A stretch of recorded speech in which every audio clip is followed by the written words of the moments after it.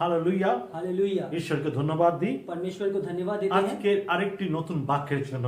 आज के और एक नए वचन के लिए। গত সপ্তাহে আমরা দেখেছিলাম সুসমাচারের শক্তির প্রথম অংশ। और पिछले हफ्ते हम लोगों ने देखा था सुसमाचार की शक्ति का पहला भाग। আর এই সপ্তাহে আমরা দেখব সুসমাচারের শক্তির দ্বিতীয় অংশ। और इस हफ्ते हम लोग देखेंगे सुसमाचार की शक्ति का दूसरा भाग। এই যে বিষয় আজকে আমরা প্রচার করতে যাচ্ছি সেই বিষয়টা হচ্ছে যে আমাদের সুসমাচার যে বাক্যগুলো সুখবরগুলো আমাদের কাছে আসে তার বিনিময়ে আমরা কি দাবি করতে পারি। और आज जिस विषय में हम लोग जो प्रचार को सुनेंगे वो है कि जो सुसमाचार या जो सुखबर हम लोगों को मिलता है उसको हम लोग किस तरह से इस्तेमाल करेंगे या उसको हम लोग किस तरह से अपने जिंदगी में उपयोग करेंगे। সেটা আপনারাও আপনাদের জীবনেও করতে পারেন। और वो चीज आप अपने जिंदगी में भी कर सकते हैं। কিন্তু এখন প্রেজেন্ট আমাদের প্রয়োজন আমাদের মণ্ডলীর জন্য একটা বড় জায়গা। और आज जो सबसे ज्यादा महत्वपूर्ण है जो विषय में हम लोग बोलेंगे वो है हमारे मंडली के लिए और भी बड़ा स्थान या जगह। আর সেই বিল্ডিং সেই নতুন জায়গার জন্য আমাদেরকে বিশ্বাস করতে হবে। और उस बिल्डिंग और उस नए स्थान के लिए हम लोगों को विश्वास करना होगा। আর তার মাধ্যমে সেই সুসমাচার অনেক লোকের কাছে পৌঁছাবে। और उसके माध्यम से ये सुसमाचार जो है ये बहुत इंसानों के पास पहुंचेगा। আর সুসমাচার প্রত্যেক মানুষের জন্য।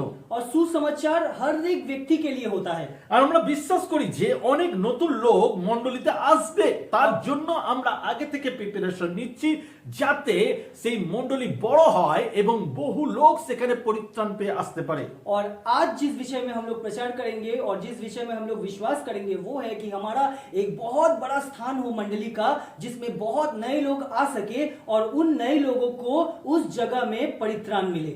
আর আমরা দেখেছি আমাদের জীবনে সুসমাচারের শক্তি। और हम लोगों ने देखा है हमारे जिंदगी में सुसमाचार का शक्ति क्या होता है। যখন আমরা প্রথম মণ্ডলী গঠন করি और जब हम लोग सबसे पहले मंडली को तैयार कर रहे थे আমাদের একটা গৃহ পাওয়া যায় যেটা হলো খুব ছোট। और हम लोगों को एक स्थान मिला था, एक घर मिला था जो कि बहुत ही छोटा था। আর সেই ছোট গৃহের মধ্যে যদি আমরা স্থায়ী থাকতাম, স্যাটিসফাই থাকতাম, খুশি থাকতাম তাহলে আজও ছোট থাকতো।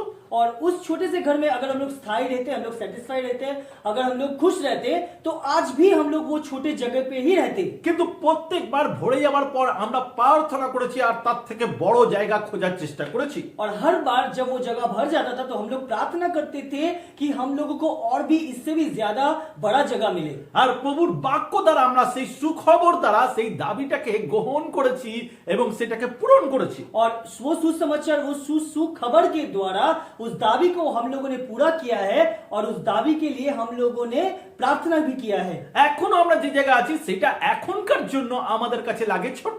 और अभी जो जगह पे हम लोग हैं वो जगह अभी के लिए हम लोगों को छोटा लगता है। কিন্তু এখন আমরা দাবি করছি যেন আমরা বড় জায়গা পাই। और अभी हम लोग दावी करते हैं, हम लोग घोषणा करते हैं कि हम लोगों को इससे भी बड़ा जगह मिले। আর এটা কোনো খারাপ খবর না, এটা সুখবর যে আমরা যত বড় করব আমাদের পাত্র তত ভরবে। और ये बहुत अच्छी खबर है कि जितना बड़ा हम लोग सोचेंगे या करेंगे हमारा जो पात्र है वो और भी भर जाएगा। আর এই জন্য আমরা খারাপ খবরে মনোযোগ দিই না, इसीलिए हम लोग बुरे खबर में अपना ध्यान नहीं लगाते हैं এবং আমরা বিশ্বাস করি এবং ঘোষণা করি और हम लोग विश्वास करते हैं और घोषणा करते हैं আমাদের আরো বড় জায়গা দরকার আর আমরা সেই জায়গা পাবো। और हम लोगों को और भी बड़ा स्थान का जरूरत है और हम लोगों को उससे भी बड़ा स्थान मिलेगा। সুসমাচার কি জানেন? सुसमाचार क्या है आप लोगों को पता है? সুসংবাদ হলো যে ঈশ্বর আমাদেরকে আরো বড় জায়গা এবং ভালো জায়গা প্রদান করবে। और सुसंवाद ये है कि परमेश्वर हम लोगों को और भी बड़ा जगह देंगे या हमें और भी बड़ा जगह दे चुके हैं। वो আরো বড় জায়গা এবং ভালো জায়গা দেবে, और भी बड़ा जगह और उससे भी बहुत बेहतर जगह देंगे, আরো সুন্দর জায়গা দেবে, और भी खूबसूरत जगह देंगे, আরো সিস্টেমেটিক জায়গা দেবে, और भी सजा हुआ और भी व्यवस्थाई जगह देंगे। যদি যিশায়ার পুস্তক 55 তার 2 পদ দেখি, यशायाह उसका 54 का 2 पद में कह रहा है, তুমি আপন তাম্বু স্থাপন পরিসর করো, তোমার শিবিরে যবনিকা বিস্তারিত হোক, বায়ক সংখ্যা করিও না, তোমার রজ্জু সকল দীর্ঘ করো, তোমার গোছ সকল দৃঢ় করো, আপনার তাম্বু বড় করুন। और यशायाह उसका 94 का 2 अध्याय में कह रहा है, अपने तंबू विस्तृत कर, अपने द्वार पूरे खोल, अपने तंबू को बढ़ाने से मत रोक, अपने रस्सियां बढ़ा और खूंटे मजबूत कर। আমেন। आमीन। একটা তাম্বু বাঁধতে গেলে সেই খুঁটি বাঁধতে হয়, বড় করতে হয়, যাতে লোকে অনেকজন আসতে পারে। और एक तंबू को बड़ा करने के लिए उसके रस्सी को टानना पड़ता है और उसको बड़ा करना पड़ता है ताकि उस तंबू में बहुत आदमी एकत्रित हो सके। আপনি আপনার পাত্র বড় করুন যাতে ঈশ্বর ওটিকে পূরণ করতে পারে। और आप अपने पात्र को बड़ा करिए ताकि परमेश्वर उस पात्र को अपने हिसाब से भर सके। আপনাদের মনে আছে সেই বিধবা মহিলার কথা, और आप लोगों को पता है उस विधवा महिला के बारे में যেটা পুরাতন নিয়মে লেখা রয়েছে। जो पुरातन नियम में लिखा हुआ है। ঈশ্বরের দাস তাকে আদেশ করে সমস্ত জায়গা থেকে খালি পাত্র নিয়ে আসো, সেই শরীফাতের বিধবা। और वो शिराफत की विधवा के बारे में जिसको परमेश्वर के दास ने कहा था कि तुम हर एक जगह से खाली पात्र को जुगाड़ करो और लेकर आओ। আর যখন সেই অল্প তেল সেই পাত্রে ঢালতে শুরু করলো, और वो थोड़ा सा तेल जब वो उस पात्र में ढालने लगा, খালি পাত্র ভর্তি হতে শুরু করলো। और खाली जो पात्र है वो धीरे धीरे भरने लगा। আর যখন ভরতে শুরু করলো, और जब भरना शुरू किया, আর ভরতে ভরতে ভরতে ভরতে যত পাত্র ছিল সমস্ত ভরে গেল। और भरते भरते भरते जितना पात्र था वहां पर वो सारा पात्र भर गया। আর যতক্ষণ না পাত্র ভর্তি হচ্ছিল ততক্ষণ কিন্তু সেই তেল পড়তেই রয়েছে। और जब तक वो पात्र भर नहीं रहा था तब तक वो तेल उसमें गिरता जा रहा था, ढलता जा रहा था। কিন্তু যখন খালি পাত্রগুলো কানায় কানায় ভরে গেল, और जब वो खाली पात्र जब पूरे मुंह तक वो भर चुका था, তখন অলৌকিক ঘটনা ঘটেছিল। तब एक अलौकिक घटना वहां पे घट गया था। কি হয়েছিল? क्या हुआ था? সমস্ত ভরার পর ওই ছোট্ট একটা জায়গা থেকে, একটা পাত্র থেকে অত রকম কত বড় বড় ড্রামগুলো ভরা হয়েছিল। और उस थोड़े से पात्र के तेल से कितना बड़ा बड़ा पात्र को उस जगह पे भरा गया। যখন তারা বলল সমস্ত পাত্র ভরে গেছে, जब उन लोगों ने कहा कि जितना पात्र था वो पूरा सब कुछ भर चुका है, এই কথা বলার পর তারপরে সে তেল বন্ধ হয়ে গেল। और ये बात को बोलने के बाद वो तेल का गिरना आखिरकार बंद हुआ। হালেলুয়া। हालेलुया। ঈশ্বরের কাজ হবার জন্য আপনার খালি জায়গা, খালি পাত্রের প্রয়োজন আছে। और परमेश्वर के कार्य को पूरा करने के लिए वो खाली पात्र को रहना आपके जिंदगी में बहुत जरूरी है। আপনার হৃদয় খালি রাখা প্রয়োজন আছে, आपके हृदय को खाली रखने का जरूरत है, যেন ঈশ্বর আপনাদের উপরে সেই ঐশ্বরিক তেল ঢেলে দেন। और परमेश्वर आपके ऊपर वो आश्चर्य और वो आशीर्वादी तेल आपके ऊपर डाल सके, যেন আপনার খোলা হৃদয় নিয়ে ঈশ্বরের কাছে আসেন, और आपके खुले हुए हृदय को लेकर आप परमेश्वर के पास आए, আর ঈশ্বর আপনাকে নতুন মানুষে পরিণত করুক। और परमेश्वर आपको एक नए इंसान के रूप में तैयार करे। যখন আপনি ঈশ্বরের জন্য উদ্যোগী, যখন ঈশ্বরের জন্য কাজ করবেন, আপনার কাছে সমস্ত কিছু মনে হবে খালি, সেই পাত্রগুলো ঈশ্বরের কাছে নিয়ে আসুন, ঈশ্বর কানায় কানায় ভরে দেবেন। और आप जब परमेश्वर के काम करेंगे या आप परमेश्वर के राज्य के बारे में सोचेंगे, तब आपको महसूस होगा कि आपका वो जो पात्र है वो खाली है, और देखिएगा जब आपको ये महसूस होगा तो परमेश्वर आपके उस पात्र को धीरे धीरे भरने लगेंगे। আর যিশু সেই কার্যই করেছিল। और यीशु मसीह ने भी वो एक ही कार्य किया था, হারানো মানুষদের ঈশ্বরের কাছে নিয়ে আসা, সেই খালি জায়গাকে ভরে দেওয়া। और खोए हुए लोगों को परमेश्वर के पास लाना और उस खाली जगह को भर देना।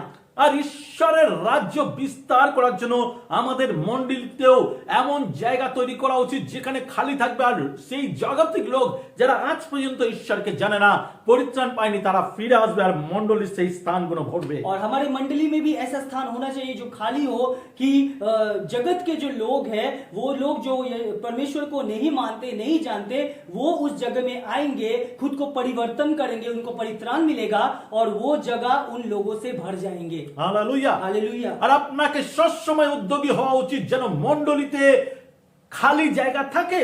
और आपको हमेशा वो उद्योगी होना चाहिए कि मंडली में वो खाली स्थान रहे, যাতে আপনার জায়গা যখন কানায় কানায় ভরে যায় আপনি যেন আরো বড় জায়গা খুঁজেন আর খালি জায়গা থাকে।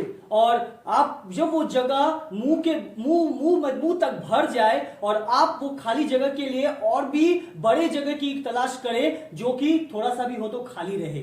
হালেলুয়া। हालेलुया। এটা আপনার ব্যক্তিগত জীবনে আপনার ড্রিমের সঙ্গে এটা যুক্ত করা যায়। और ये आपके व्यक्तिगत जीवन में आपके सपने के साथ इसको आप जोड़ सकते हैं। আপনার জবের জন্য, आपके नौकरी के लिए, আপনার ঘরের জন্য, आपके घर के लिए, আপনার ব্যক্তিগত অনেক প্রার্থনার উত্তরের জন্য, आपके व्यक्तिगत बहुत प्रार्थना के उत्तरों के लिए। আপনার বিশ্বাস রাখা উচিত সেই সুসমাচারের উপরে যেখানে ঈশ্বর দাবি করে তার সন্তানদের সঙ্গে চুক্তি করেন যে তিনি আমাদের মনোবাসনা পূরণ করবেন। और वो चीज के ऊपर आपको भरोसा रखना चाहिए कि परमेश्वर आप लोग उनके शिष्यों के साथ, संतानों के साथ चुक्ति करते हैं कि वो उनके हृदय के हर प्रार्थना को पूरा करेंगे। হালেলুয়া। हालेलुया। আমরা বহু সময় ঈশ্বরকে ভুল বুঝি। और हम लोग बहुत बार ऐसा करते हैं, हम लोग परमेश्वर को गलत समझते हैं। আমরা মনে করি অসুস্থতা এবং দরিদ্রতা ঈশ্বর দ্বারা এসেছে। हम लोग ये सोचते हैं कि बीमारी और दरिद्रता या गरीबी परमेश्वर के माध्यम से आया है। কিন্তু আপনাকে এটা বুঝতে হবে সুসমাচারের শক্তি আপনাকে কষ্ট থেকে মুক্তি করার জন্য দেওয়া হয়েছে। और आपको ये समझना पड़ेगा कि सुसमाचार का जो शक्ति है वो आपको दिया गया है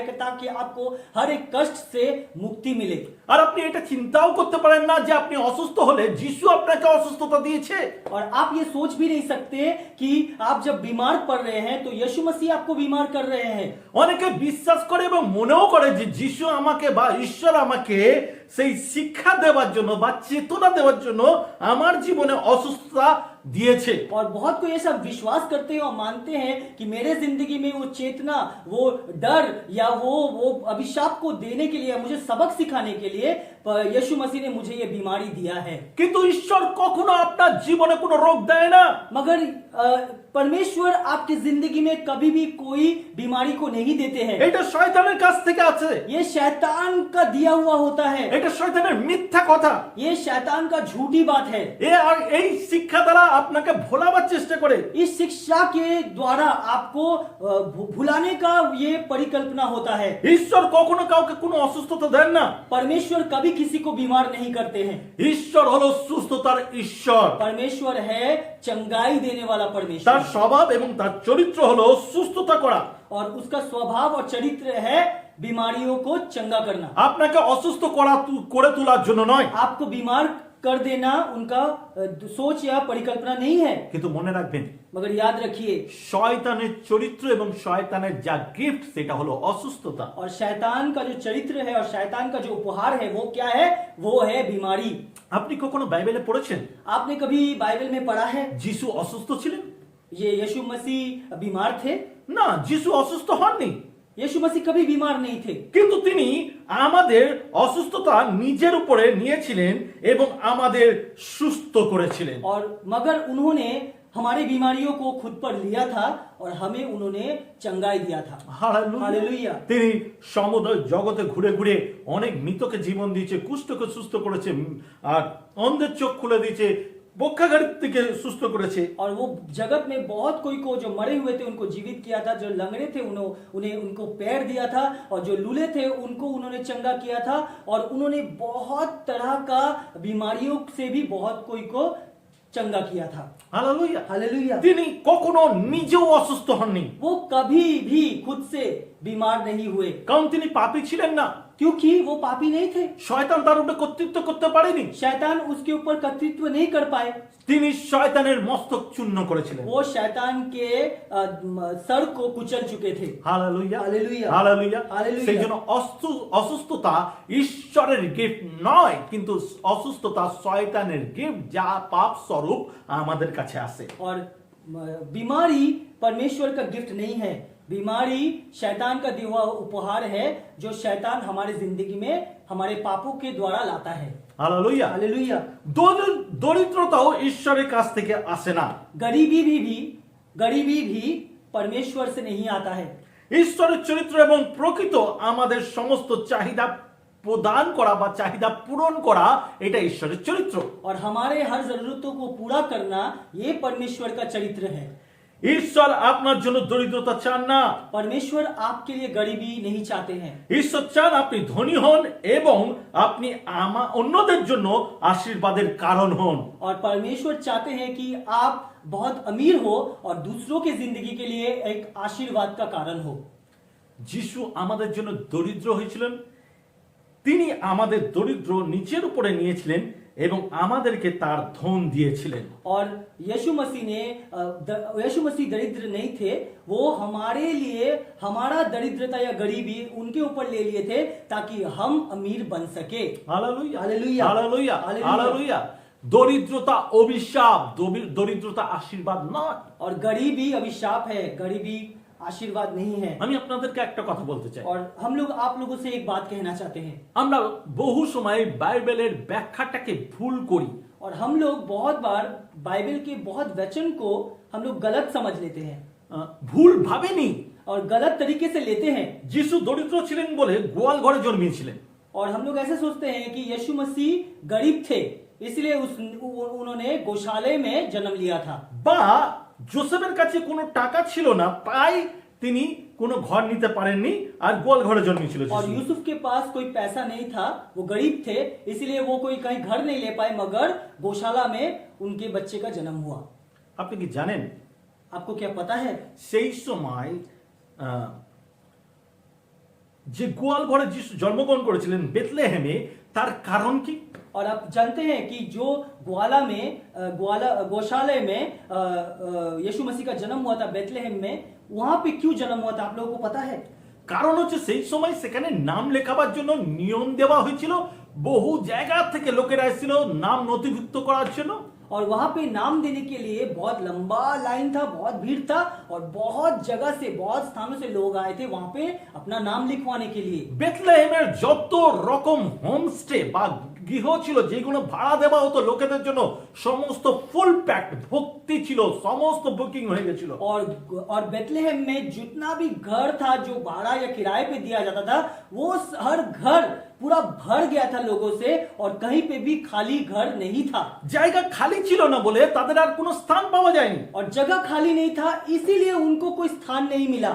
আর যিশু যখন জন্মগ্রহণ করেছিলেন, আপনারা কখনো চিন্তা করেছিলেন যে তাকে দেখার জন্য কারা এসেছিল? और यीशु मसीह ने जब जन्म लिया था, तो कभी आप लोगों ने सोचा है कि उनके साथ मुलाकात करने के लिए कौन आए थे?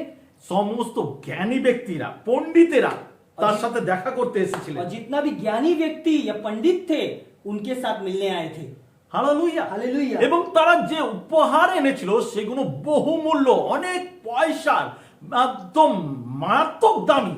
और वो जो उपहार उनके साथ लाए थे यीशु मसीह के लिए, वो इतना कीमती था, इतना मूल्यवान था, इतना पैसा से खरीदा गया था वो, कि आप लोग को कल्पना भी नहीं कर सकते, इतना महंगा था वो उपहार। সেইগুলো বহুমূল্য, তাই তিনি বড় লোক অ্যাকচুয়ালি। और वो सब इतना महंगा है, इसका मतलब वो बहुत अमीर लोग थे।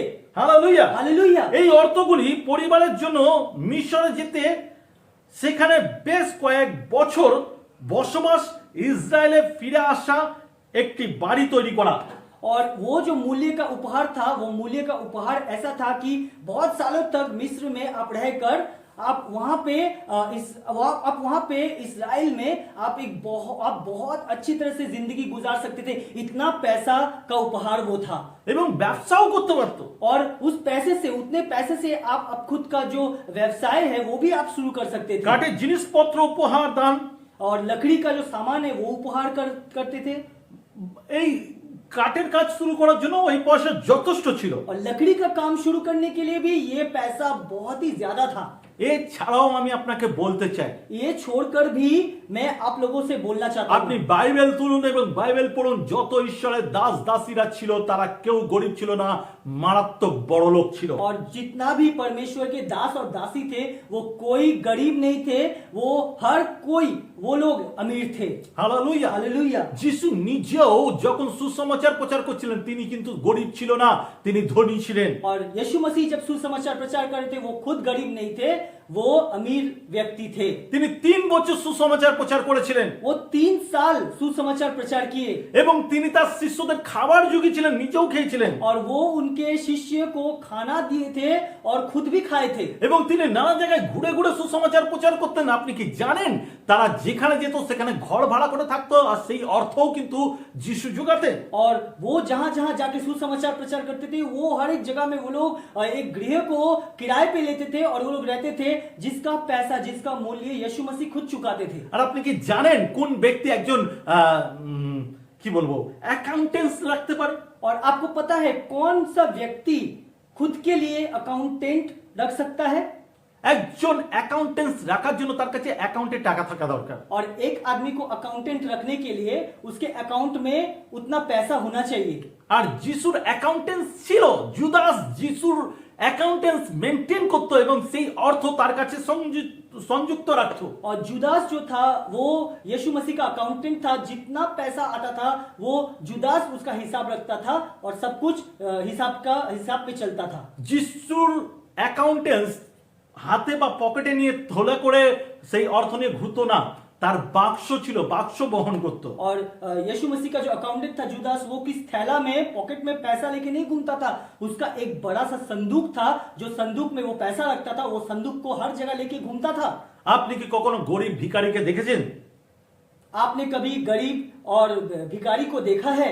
আপনি যখন তাকে কিছু মুদ্রা দিতে চান और आप जब उसको कुछ पैसा देना चाहते हैं আর সে নিজের অ্যাকাউন্টেন্সের কাছে টাকাটা রাখে, और आप देखें वो भिखारी को जब मुद्रा देते हैं वो अपने अकाउंटेंट के पास पैसा रखता है এবং আপনার তার অ্যাকাউন্টে টাকা দিতে বললে আপনি তাকে টাকা দেন और वो बोलते हैं कि मेरे अकाउंट में पैसा भेज दो, आप उसके अकाउंट में पैसा भेजते हैं না। এটিএম কার্ড, এটিএম ওটাকে কি বলে, যে মেশিনটা থাকে যার মধ্যে কার্ড মেশিন, সে ভিখারি কি মেশিন বার করে দিয়ে আপনাকে বলে আমার অ্যাকাউন্টে কার্ড সাইপ করে আর অ্যাকাউন্টের নাম্বার দিয়ে পাঠিয়ে দাও? और वो भिखारी के आपको कार्ड मशीन देता है कि मेरे कार्ड मशीन में कार्ड स्वाइप करके और जो भी पैसा डालना है वो मेरे अकाउंट में डाल दो? শুধুমাত্র ধনীদের কাছে থাকে। सिर्फ अमीरों के पास ये सब कुछ रहता है। আর যিশু ছিল একজন ধনী ব্যক্তি। और यीशु मसीह एक अमीर व्यक्ति थे। যিশু গরিব ছিলেন না, यीशु मसीह गरीब नहीं थे, কিন্তু তিনি আপনার দরিদ্রতা নিজের উপরে নিয়েছিলেন मगर उन्होंने आपके गरीबी को खुद के ऊपर लिया था আর আপনাকে তার ধন দিয়েছেন। और आपको खुद का जो धन है वो आपको दे दिया था। আমরা অনেক সময় ভুল বুঝি বলে আমরা মনে করি যে খ্রিস্টান এবং বিশ্বাসীরা গরিব থাকে। और हम लोग बहुत गलत समझ लेते हैं, इसलिए हम लोग सोचते हैं कि ख्रिस्ट विश्वासी जो होते हैं वो लोग गरीब होते हैं। আর দরিদ্রতা হলো অভিশাপ, और दरिद्रता या गरीबी एक अभिशाप है যেটা শয়তানের মাধ্যম দিয়ে এসেছে। जो शैतान के माध्यम से आया है। সেই দরিদ্রতা, অসুস্থতা সমস্তই নিজের কাঁধে নিয়ে যিশু ক্রুশে মৃত্যুবরণ করেছে এবং আমাদের পাপের অভিশাপ থেকে মুক্ত করেছে। और वो गरीबी, वो दरिद्रता को खुद के कंधे में लेके यीशु मसीह ने क्रूस पर अपना जान दिया था ताकि हमारे जिंदगी से ये सब जो अभिशाप है वो दूर हो सके। আর এটাই হচ্ছে সুসমাচারের শক্তি যে আপনি অভিশাপ থেকে মুক্ত হয়েছে। और यही वो सुसमाचार का शक्ति है जो आप उस अभिशाप से मुक्त हो चुके हैं। হালেলুয়া। हालेलुया। আর শয়তান ঠিক একই ভাবে আপনার জীবনে প্রলোভন নিয়ে আসে। और शैतान इसी एक ही तरह से आपके जिंदगी में वो प्रलोभन या वो परीक्षा लेकर आते हैं। আর সেই প্রলোভনে পড়ে আমরা ঈশ্বরের পরিকল্পনাকে দেখতে পাই না, সুসমাচারের শক্তিকে দেখতে পাই না। और वो लालच में पड़ के हम लोग उस सुसमाचार की शक्ति को हम लोग नहीं देख पाते हैं। কিছু লোক প্রভুর প্রার্থনা বুঝতে ভুল করে। और कुछ लोग जो हमारा प्रार्थना होता है, प्रभु का प्रार्थना जो होता है वो समझने में गलती करते हैं। এবং সে বলে আর আমাদের প্রলোভনে আনিও না। और जब ये बोलते हैं कि और हमें लालसा में मत लाए, প্রলোভনে আনিও না, পরীক্ষায় আনিও না। प्रलोभन या लालसा या परीक्षा में मत लाए। ঈশ্বর আমাদের পরীক্ষা দেয় না, পরীক্ষা করে না। और परमेश्वर हम लोगों को परीक्षा नहीं देते हैं, हम लोग को परीक्षा में नहीं डालते हैं। ঈশ্বর আমাদের বিপদে ফেলে না। परमेश्वर हम लोगों को विपद में नहीं डालते हैं। ঈশ্বর আমাদের ভালো কিছু দিকে নিয়ে যেতে চান বা চাইছেন। और परमेश्वर हम लोगों को अच्छी किसी तो और लेके जाना चाहते हैं या अच्छा कुछ चीज हम लोग को देना चाहते हैं। ঈশ্বর আমাদের জন্য তিনি ভালো, শুধুমাত্র ভালো জিনিস দিতে চান আর তিনি চান যেন আমরা ভালোভাবে থাকি। और परमेश्वर हमेशा हम लोगों को अच्छी चीजें देना चाहते हैं ताकि हम लोग अच्छी तरह से जिंदगी गुजार सके। আর আপনি আর আমি শয়তানের কথাটাকে বুঝি আর শয়তানের ইচ্ছা মতন চলি এবং শয়তানের মতন দেখি আর ঈশ্বরকে দোষারোপ করি যে ঈশ্বর আমাকে পরীক্ষায় ফেলেছে। और हम लोग अपने तरह से जिंदगी को देखते हैं, हम लोग अपनी तरह से जिंदगी को सजा लेते हैं, सोच लेते हैं और हम लोग सोचते हैं कि परमेश्वर हमें परीक्षा में डाल रहे हैं। এই লাইনের মানে হচ্ছে আমাদেরকে আর পরীক্ষায় পড়িতে দিও না। ঈশ্বরকে আমরা রিকোয়েস্ট করি, শয়তান যে আমাদের পরীক্ষায় ফেলছে তুমি আমাদেরকে বাঁচাও এবং শয়তানকে সরিয়ে দাও যেন শয়তান আমাদের পরীক্ষায় না ফেলতে পারে। और ये जब हम लोग बोलते हैं तो इसका मतलब ये होता है कि परमेश्वर हमें और परीक्षा में ना डाले। जो परीक्षा में शैतान हम लोगों को डाल चुका है उस परीक्षा से हम लोग परमेश्वर को अनुरोध करते हैं कि परमेश्वर तू हमें इस परीक्षा से मुक्ति दिला या दूर कर। হালেলুয়া। हालेलुया। আমাকে প্রলোভন করে এমন জিনিসগুলি থেকে আমার চোখ ফিরিয়ে আনতে আমাকে সাহায্য করে। और हम लोगों को আরেকটু ভেঙে বলি, আমাকে প্রলোভনে ফেলতে চাইছে শয়তান, আমার সামনে লোভনীয় কিছু দেখাচ্ছে আর ঈশ্বর তুমি আমার চোখ খুলে দাও যেন সেই মিথ্যা লোভ আমার চোখ থেকে সরে যায় আর আমি সত্যিটাকে দেখতে পাই। और हम लोग ऐसा इसको सही तरीके से अगर बोले तो हम लोग बोलते हैं कि शैतान जो लालसा हमें दिखाता है और लालसा से भरा हुआ सामान जो हमारे आंखों के सामने लाता है, हम लोग परमेश्वर से कहते हैं कि परमेश्वर ये शैतान जो हमें दिखा रहा है इस चीज से हम लोग को दूर कर और हम लोग इस चीज से निकल पाए, ऐसा आशीष हमारे जिंदगी में दे। অনেক জিনিস আছে যা আমাদের কাছে লাগে লোভনীয়, ব্যভিচার, চুরি, আমিত্ব, গর্ব, হিংসা, ইন্টারনেটের সমস্ত বাহ্যিক বিষয়গুলো আমাদের কাছে লোভনীয় লাগে আর শয়তান সেইগুলো আমাদের কাছে সাজায়, কিন্তু ঈশ্বর আমাদেরকে সেখান থেকে রক্ষা করে। और हम लोगों के ऊपर बहुत तरह का लालसा आता है जो व्यभिचार होता है, गुस्सा होता है, अहंकार होता है, अभिलाषा होता है और इंटरनेट के माध्यम से जो गंदी चीजें हम लोग करते हैं उस चीजों को हम लोगों को दिखाता है जो कि हमारे जिंदगी के लिए सही नहीं है, जो चीज हम लोगों को शैतान के माध्यम से मिलता है। আর আপনার কি মনে হয় এই সমস্ত কি ঈশ্বর আমাদেরকে পরীক্ষায় ফেলছে? और आपको क्या लगता है कि ये सब के माध्यम से क्या परमेश्वर हम लोगों को परीक्षित या परीक्षा में डाल रहे हैं? আমরা কি তাকে দোষারোপ করতে পারি? हम लोग क्या उनको दोष दे सकते हैं? আমরা কি বলতে পারি ঈশ্বর আমাকে পরীক্ষায় ফেলেছে? हम लोग क्या बोल सकते हैं कि परमेश्वर ने मुझे परीक्षा में डाला है? যেই পাপকে আমি স্থান দিচ্ছি সেই পাপ আমাকে সেটা লোভ হিসাবে দেখায় এবং আমি নিজে শয়তানের কথা শুনে সেই পরীক্ষায় পড়ি। और वो जो पाप हम लोग करते हैं वो पाप को शैतान अपने लालसा की तरह हम लोगों को दिखाता है और हम लोग अपने गलती के वजह से ही पापों पर गिरते हैं। हालेलुया। हालेलुया। যাকবের পত্র 1 অধ্যায় 13 থেকে 14 পদ বলছে, याकूब उसका 1 अध्याय का 13 से लेकर 14वां पद में कह रहा है, পরীক্ষার সময় কেউ না বলুক ঈশ্বর হইতে আমার পরীক্ষা হইতেছে, কারণ মন্দ বিষয়ের দ্বারা ঈশ্বরের পরীক্ষা করা যাইতে পারে না আর তিনি কারোরও পরীক্ষা করেন না, কিন্তু প্রত্যেক ব্যক্তি নিজ কামনা দ্বারা আকর্ষিত ও পরিচালিত হইয়া পরীক্ষিত হয়। यहाँ पे लिखा हुआ है, परीक्षा की घड़ी में किसी को ये नहीं कहना चाहिए कि परमेश्वर मेरी परीक्षा ले रहा है, क्योंकि बुरी बातों से परमेश्वर को कोई लेना देना नहीं है। वो किसी की परीक्षा नहीं लेता, हर कोई अपनी ही बुरी इच्छाओं के भ्रम में फंसकर परीक्षा में पड़ता है। हालेलुया। हालेलुया। ঈশ্বর আপনাদের প্রলোভনের দিকে নিয়ে যেতে পারে না। परमेश्वर आप लोगों को लालसा के ओर लेकर नहीं जा सकता है প্রলোভনের মধ্যে নিয়ে আসা ঈশ্বরের চরিত্র না। और लालसा की ओर लेकर आना परमेश्वर का चरित्र नहीं है। এমনকি যখন পবিত্র আত্মা যিশুকে মরুভূমিতে নিয়ে গিয়েছিল, और जब ऐसा हुआ था कि पवित्र आत्मा यीशु मसीह को वो स्थान पे लेके गए थे, আর এটা ঈশ্বর চায়নি যে যিশুকে প্রলোভনে ফেলবে। और परमेश्वर नहीं चाहते थे कि यीशु मसीह को वो लालसा में डाल दे। ঈশ্বর বলেনি যে তো এই পাথরকে রুটি হতে বলা আর রুটি হয়ে যাবে। और परमेश्वर ने नहीं कहा था कि इस पत्थर को से कहो रोटी बन जाए और वो रोटी बन जाएगा। আর এটা ছিল শয়তান দ্বারা। और ये था शैतान के माध्यम से। শয়তান বলেছিল, शैतान ने कहा था, কিন্তু যিশু ঈশ্বরের বাক্য দ্বারা সুসমাচার দ্বারা তাকে পতন করেছিল। और यीशु मसीह ने सुसमाचार के माध्यम से उस शैतान का सर को कुचला था। हालेलुया। हालेलुया। মতি 4 অধ্যায় 1 পদে বলছে, मत्ती उसका 4 अध्याय का 1 पद में कह रहा है, তখন যিশু দিয়াবল দ্বারা পরীক্ষিত হইবার জন্য আত্মা দ্বারা প্রান্তরে নীত হইলেন। और यहाँ पे कह रहा है फिर आत्मा यीशु को जंगल में ले गया ताकि शैतान के द्वारा उसे परखा जा सके। Hallelujah hallelujah. Hallelujah hallelujah. কেন পবিত্র আত্মা যিশুকে সেই প্রান্তরে নিয়ে গেলেন? क्यों पवित्र आत्मा ने यीशु मसीह को उस स्थान पर लेके गए थे? যিশু সেখানে উপবাস করেছিলেন, यीशु मसीह ने वहां पे उपवास किया যা था, গুরুত্বপূর্ণ। जो कि बहुत তা महत्वपूर्ण হলো है, ঈশ্বরের সঙ্গে গভীর সহভাগিতা। क्योंकि परमेश्वर के साथ वो व्यक्तिगत संपर्क, वो जो गंभीर व्यक्तिगत संपर्क होता है। যিশু মরুভূমিতে ঈশ্বরের সঙ্গে গভীর সম্পর্ক, গভীর ভাবে তার সঙ্গে মিলিত হওয়া এবং তার সঙ্গে সম্পর্ক আরো গভীর করার জন্য গেছিলেন। और यीशु मसीह परमेश्वर के साथ और भी अपने संपर्क को गंभीर करने के लिए और भी अपने परमेश्वर के साथ संपर्क को और भी मजबूत करने के लिए उस स्थान पर वो गए थे। হালেলুয়া। हालेलुया। আর সেখানে শয়তানকে তাকে পরীক্ষা করার চেষ্টা और করেছিল, वहां पे शैतान जाकर उनको परीक्षा में डालने का कोशिश कर रहे थे, কারণ যিশু তার ব্যক্তিগত সেই কর্ম দ্বারা বা সেই পরীক্ষা দ্বারা বা সেই উপবাসের দ্বারা আমাদেরকে শিক্ষা দিতে চেয়েছিল।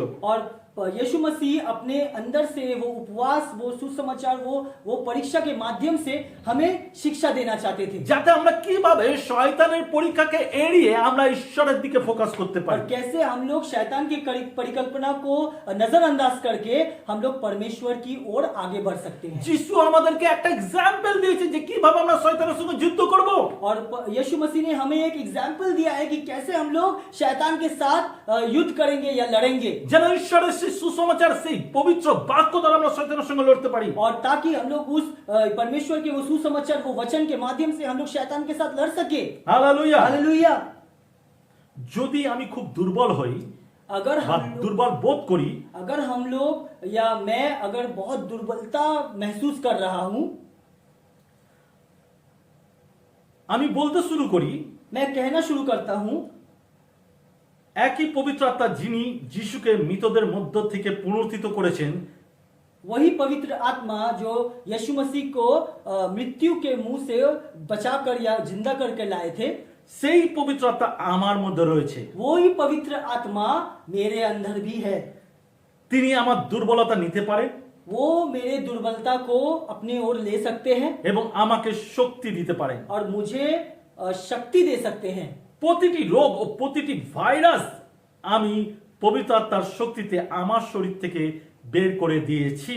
और मैं हर तरह का रोग और वायरस को पवित्र आत्मा के माध्यम से मेरे शरीर से निकाल कर फेंक चुका हूं। আমি যখন বলি এভাবে, और मैं जब कहता हूं इस तरह से, জগতের তলোয়ার দিয়ে আঘাত করা শত্রুকে শত্রু এটা জাগতিক অস্ত্র নয়, এটা ঐশ্বরিক বাক্যের শক্তি, যে অস্ত্র দিয়ে আমরা শত্রুকে হারাই বা শয়তানকে দৌড় করাই। और ये वो जागतिक या जगत का तलवार नहीं है, ये वो सुसमाचार का तलवार है जिस तलवार के माध्यम से हम लोग शैतान को मार सकते हैं और दूर भगा सकते हैं। যাদের মনে শয়তান কথা বলে তাড়াতাড়ি মরে যাবে, তোমার এই রোগ হয়েছে, তোমার ওই রোগ হয়েছে, ফুসফুস ফুসফুস করে, और जिनके हृदय में शैतान बात करता है कि तुम्हारे अंदर ये रोग है, वो रोग है, तुम ज्यादा दिन नहीं बचोगे, तुम मर जाओगे, और वो लोग जो फुसफुस फुसफुस करते हैं, এটা শয়তানের স্বভাব। ये शैतान का स्वभाव है। আর যখনই এটা আপনার জীবনে হচ্ছে, और जब भी ये चीज आपके जिंदगी में हो আপনি रहा ভয়ে है, কাঁপছেন, आप डर से कांप रहे हैं, আপনার চিন্তা ভাবনা শুধু ভয় আর ভয়, आपका सिर्फ सोच है या चिंता है, सिर्फ डर डर और डर, আর নতুন নতুন রোগের আবিষ্কার আপনার শরীরে করছেন, और नए नए रोगों का आविष्कार आप अपने शरीर में कर रहे हैं। আপনি করবেন না। आप मत करिए, আপনি যিশুকে অনুসরণ করুন, आप यीशु मसीह को फॉलो करिए, अनुसरण যিশুর करिए, মতন একই কাজ শুরু করুন, यीशु मसीह के जैसा कार्य करिए, ঈশ্বরের কথা বলুন, परमेश्वर की बातें करिए, বাইবেলের বাক্যগুলি মনে করুন, बाइबल के वचन को याद रखिए, আর সেই বাক্য দ্বারা ক্লেম করুন, দাবি করুন এবং ঘোষণা করুন। और उस वचन के माध्यम से क्लेम करिए, दावी करिए और घोषणा करिए, আর শয়তানকে বলুন, और शैतान से कहिए, যেরকম হিতোপদেশের 12 অধ্যায় 28 পদে রয়েছে, और जैसे नीति वचन उसका 12 अध्याय 28वां पद में कह रहा है, ধার্মিকতার পথে জীবন থাকে, তার গমন পথে মৃত্যু নাই। और नीति वचन उसका 12 का 28 पद में कह रहा है, नेकी के मार्ग में जीवन रहता है और उस राह के किनारे अमरता बसती है। Hallelujah, hallelujah. হালেলুয়া। हालेलुया। ধার্মিকতার পথে জীবন থাকে, धार्मिकता के रास्ते में जिंदगी रहता है, जीवन रहता है, তার গমন পথে মৃত্যু নাই। उसके अनुसार जिंदगी में मौत नहीं रहता है।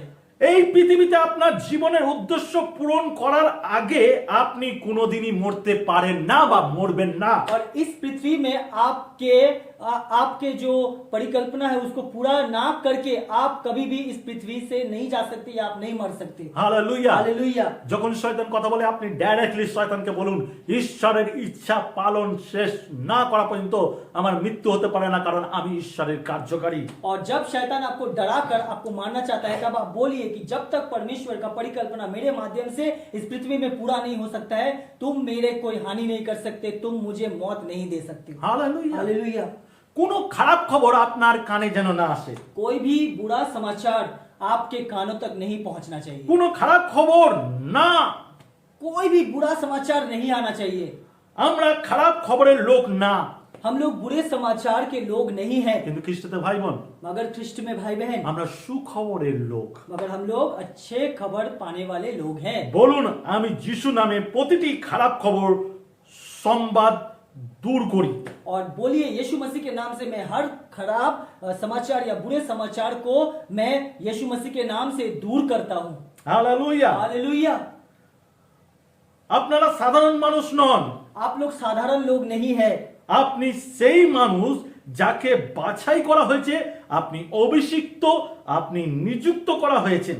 और आप वो व्यक्ति नहीं है जो कि आप चुने हुए हैं, आप वो चुने हुए व्यक्ति है जिसे अभिषिक्त किया गया है, जिसे चुना गया है, जिसे नियुक्त किया गया है। হালেলুয়া। हालेलुया। আপনি যিশুর রক্ত দ্বারা চিহ্নিত। आप यीशु मसीह के लहू के द्वारा चिन्हित किए गए हैं। এটা যদি সাধারণ ভেড়ার রক্ত হতো ये अगर साधारण कोई भेड़ का लहू होता তাহলে সেই অধিকার পেতেন না।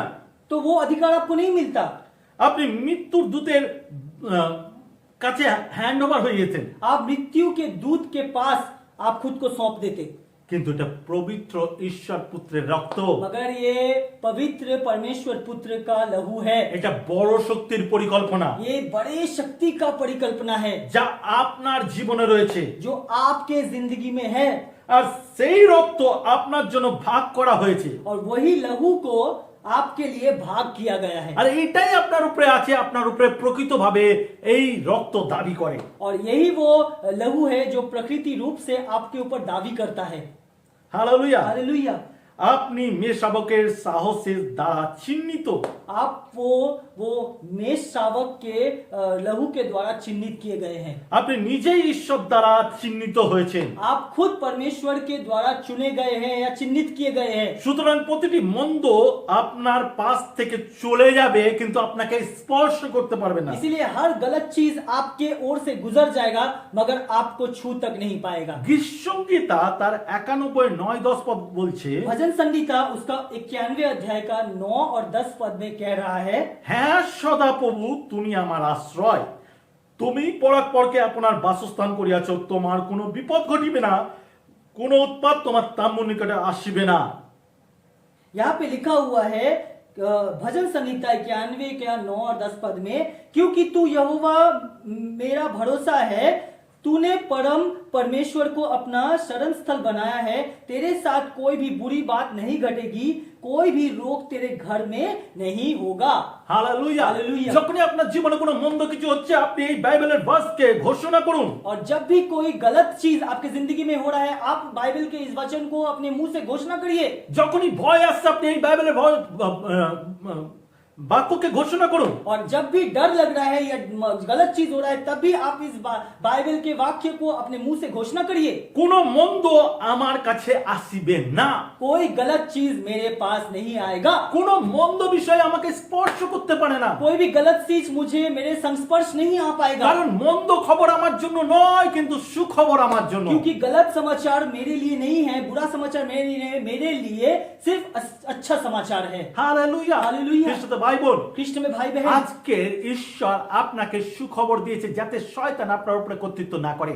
और आज परमेश्वर ने आपको एक सुसमाचार दिया है कि शैतान आपके जिंदगी में राज नहीं कर सकता है। কিন্তু ঈশ্বর চায় যেন আমরা প্রকৃতভাবে ধনবান হতে পারি। और परमेश्वर चाहते हैं कि हम लोग प्रकृति रूप से धनवान हो सके, কোনো রোগ আমাদের উপরে কর্তৃত্ব না করে, कोई बीमारी हमारे ऊपर कर्तृत्व ना कर আর सके, শয়তান আমাদেরকে ভুলাতে না পারে যে ঈশ্বর দ্বারা আমাদের কাছে পরীক্ষা এসেছে, কিন্তু পরীক্ষা আসে শয়তানের কাছ থেকে, আর সেই পরীক্ষাকে আমরা যেন ধ্বংস করতে পারি। और शैतान हम लोगों को ये ना सोच डाल सके हमारे दिमाग में कि जो परीक्षा है वो परमेश्वर के माध्यम से आता है, मगर परीक्षा जो आता है वो शैतान के माध्यम से आता है। ये चीज हम लोग समझ सके और ये चीज को हम लोग अपनी जिंदगी से निकाल सके। Hallelujah, hallelujah, hallelujah. हालेलुया। আমি বিশ্বাস করি এই বাক্য আপনাদেরকে স্পর্শ করবে, और हम लोग विश्वास करते हैं कि ये वचन आप लोगों के दिल को छू लिया है, आपको स्पर्श कर लिया है, আর আপনার জীবন পরিবর্তন হতে চলেছে। आपका जिंदगी परिवर्तन होने वाला খ্রিস্টতে ভাই বোন, है। ख्रिस्ट में भाई बहन, আপনি রিসিভ করুন ঈশ্বরের সুখবর, आप रिसीव करिए परमेश्वर के सुसमाचार को, আর শয়তানের মন্দ খবরকে আপনি রিফিউজ করুন, তাড়িয়ে দিন। और शैतान के गलत समाचार को रिफ्यूज करिए, उसको हटा दीजिए अपने जिंदगी से, কারণ ঈশ্বর আপনার আশীর্বাদের কারণ হতে চায়। क्योंकि परमेश्वर आपके जिंदगी में आशीष का कारण होना चाहते हैं। Hallelujah, hallelujah, hallelujah. हालेलुया। ঈশ্বর আপন বাক্যে আশীর্বাদ করুন। परमेश्वर अपने वचन में आशीष करे। প্রত্যেকে ভালো থাকবেন, সুস্থ থাকবেন, সবাইকে জয় ঈশ্বর। अपने अच्छे से रहिएगा, स्वस्थ रहिएगा। जय मसीह की सबको।